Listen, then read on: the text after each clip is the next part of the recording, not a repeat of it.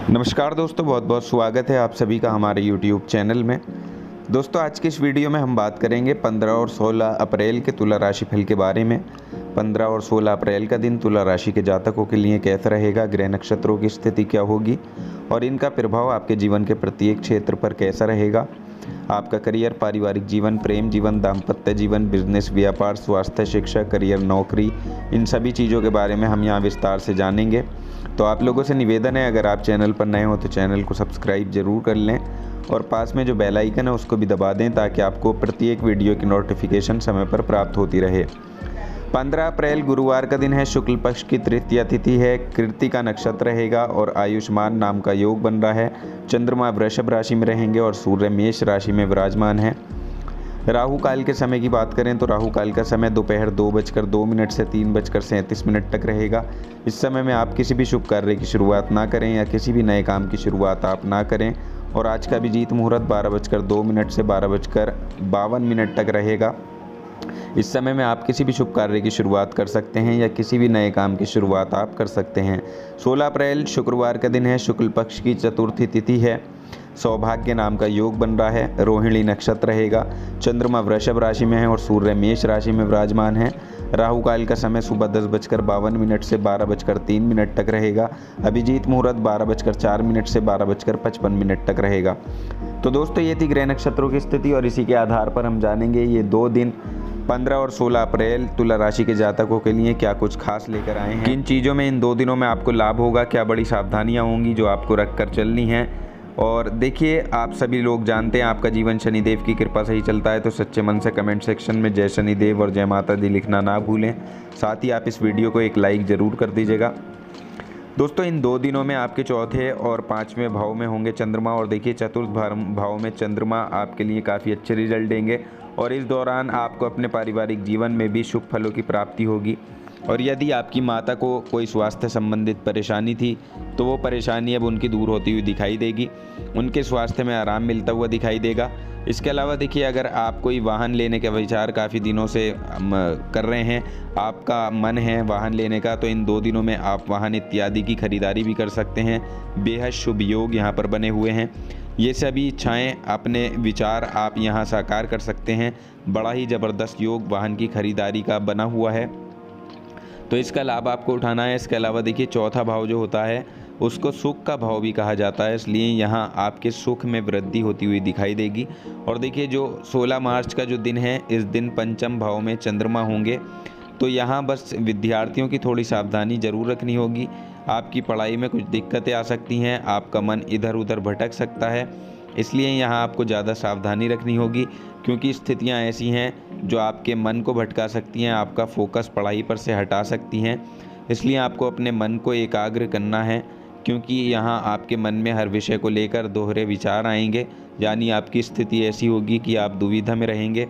आपको काफ़ी मन को काबू में करना होगा और इसके अलावा इसके लिए आपको थोड़ा सा मेडिटेशन करने की आवश्यकता होगी, तभी आप अच्छे से सभी चीज़ों को संभाल पाएंगे, मैनेज कर पाएंगे। इसलिए इस चीज़ का आपको ख़ास तौर पर ख्याल रखना है।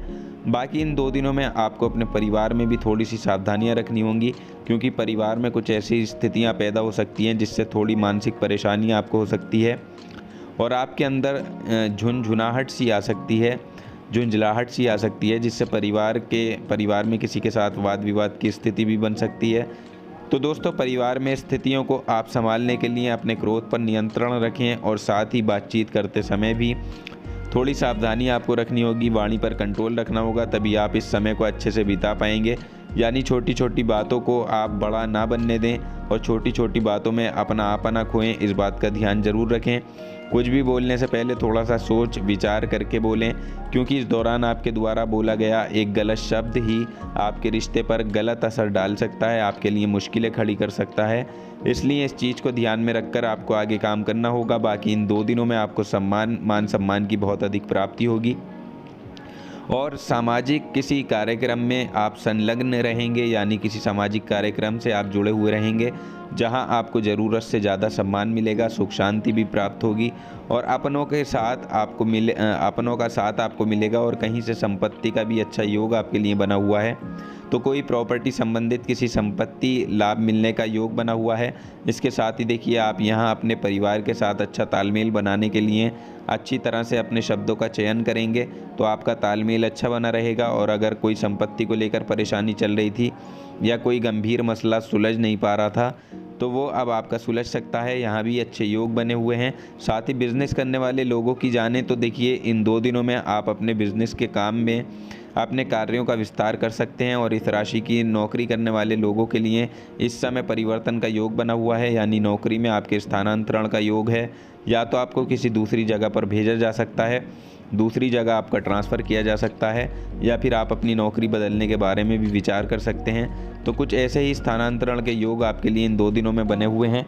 इसके अलावा देखिए अविवाहित लोगों की जहाँ बात है तो आप लोगों के लिए विवाह का समय आ चुका है। विवाह के प्रस्ताव यहाँ आपके पास आने शुरू हो जाएंगे और जो विवाह योग्य जातक हैं उनके लिए ये बड़ी ही खुशी की बात होगी। विवाह के प्रस्ताव आएंगे और इस समय हो सकता है कि आप विवाह पक्का आपका हो जाए।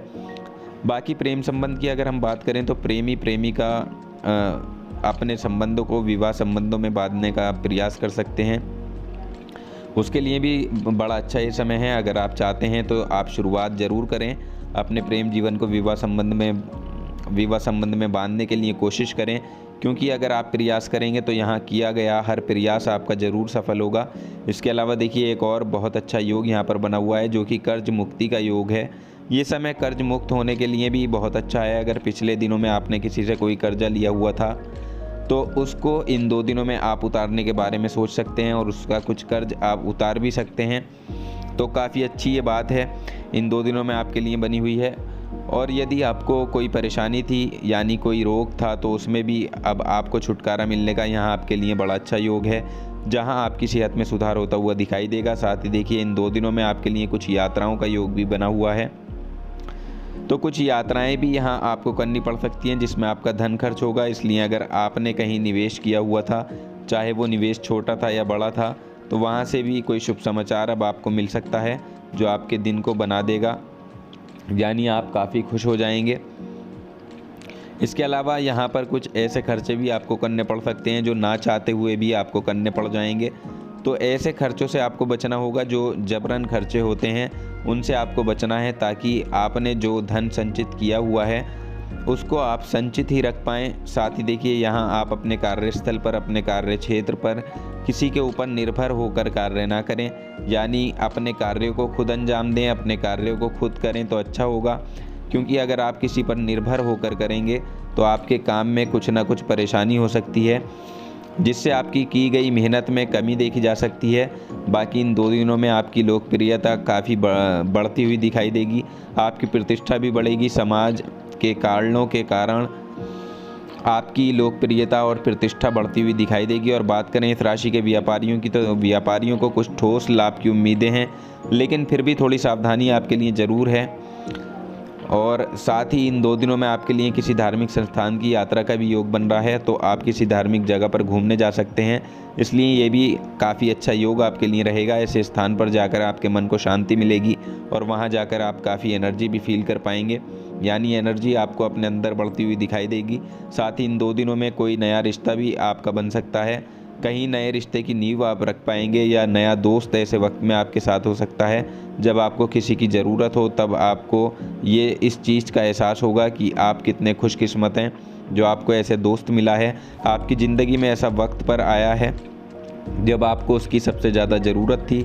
इसके साथ ही देखिए यहाँ आपको कोई व्यक्ति, कोई वरिष्ठ व्यक्ति आपके काम के सिलसिले में कोई ऐसी सलाह दे सकता है जो आपके लिए बहुत महत्वपूर्ण होगी, जिसकी आपने उम्मीद भी नहीं की थी। कोई इतनी अच्छी सलाह आपको दे सकता है और उस सलाह से आप आसानी से अपना जो काम अटका हुआ है या जिस चीज़ की आपको सलाह मिली है उस काम को आप कर पाएंगे। तो ये व्यक्ति आपके लिए किसी फरिश्ते से कम नहीं होगा, इसलिए उसको धन्यवाद देना आप ना भूलें। अगर ऐसा कुछ होता है तो उसको धन्यवाद ज़रूर करें। बाकी इन 2 दिनों में आप अपने घर को सजाने का भी काम करेंगे, अपने घर को सजाएंगे, संवारेंगे, जिससे आपको कुछ बदलाव का एहसास होगा, जिससे घर में पॉजिटिविटी आएगी, सकारात्मकता का वास होगा। देर किस बात की है, आप शुरू कर दें। ऐसा परिवर्तन जीवन में करते रहना चाहिए, क्योंकि ये परिवर्तन आपको एनर्जी देते हैं, पॉजिटिविटी का एहसास कराते हैं। इसलिए ऐसे कामों को समय से ही कर लेना चाहिए, ये आपकी खुशी के लिए अच्छे रहते हैं।